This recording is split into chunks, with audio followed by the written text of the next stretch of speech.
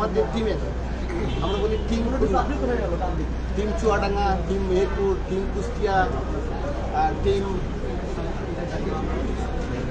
মেহেরপুর, এই যে টিমের মধ্যে টিম খুলনা সকলে এবং আপনাদের সহযোগিতায় আমরা একটা সুন্দর নির্বাচন উপহার দিয়েছি দ্বাদশ। আচ্ছা আপনারা বলেন তো আমাদের নির্বাচনটা কেমন ছিল? দ্বাদশ সংসদ নির্বাচন কেমন ছিল?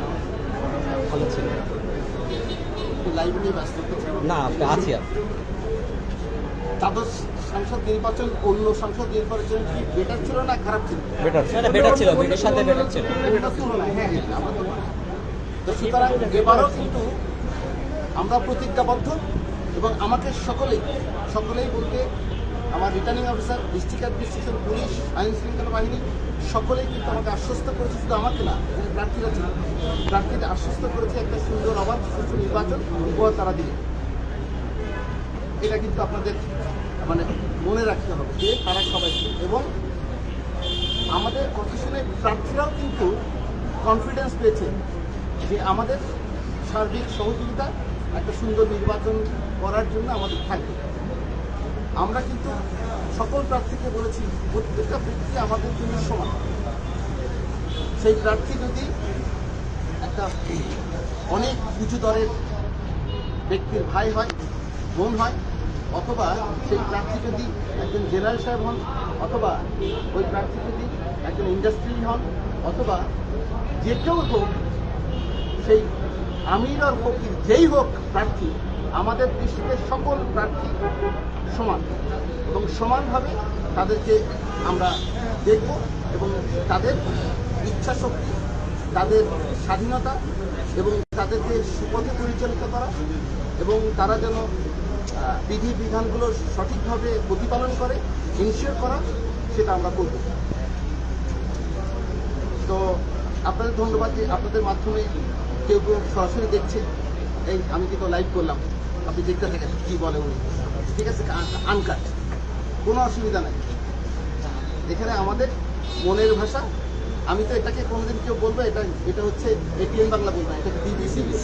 সো আমরা স্পেক্টকে স্পেক্ট বলি, যেখানে যেটা আছে ইন্ডিপেন্ডেন্টকে ইন্ডিপেন্ডেন্টই বলবো। তার মানে ভালোকে ভালো বলবো, খারাপকে খারাপ বলবো। কোনো পক্ষপাতিত্বমূলক আচরণ আমাদের কারোর মাঝে পাবেন না।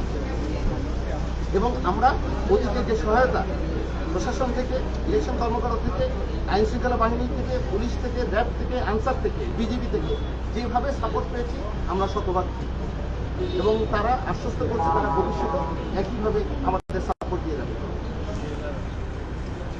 তো আপনাদের একজন করে প্রশ্ন করবেন, একটা করে করবেন, আপনার 3টা কোশ্চেন থাকে 3বারে করে, সবাই ঘুরে আসুন, পারবেন একসাথে গোলায় ফেলেন না।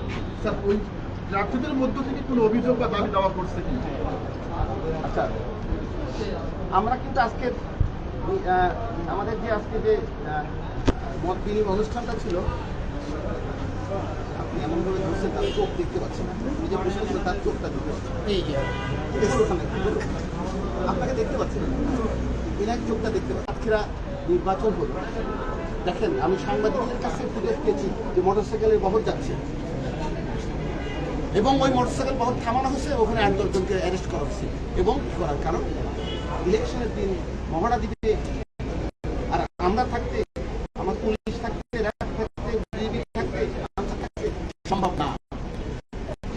সেই সব জিনিস দিলে আমার উন্নতি হবে, আমার এলাকার উন্নতি হবে, আমার দুঃখে সুখে আমার নেতা আমার পাশে আসবে, তাদেরকে নির্বাচন চলেন না একটা সোনার বাংলাদেশকে, সুখের বাংলাদেশ, সোনার বাংলাদেশ করে তুলি আমরা সবাই মিলে। পারবো না? পারবো তো। নেক্সট স্যার, ব্যালট নিয়ে আমরা দেখেছি আমাদের লাস্ট যে 2টা এমপি নির্বাচন হলো, সকালে ব্যালটে যাওয়ার কারণে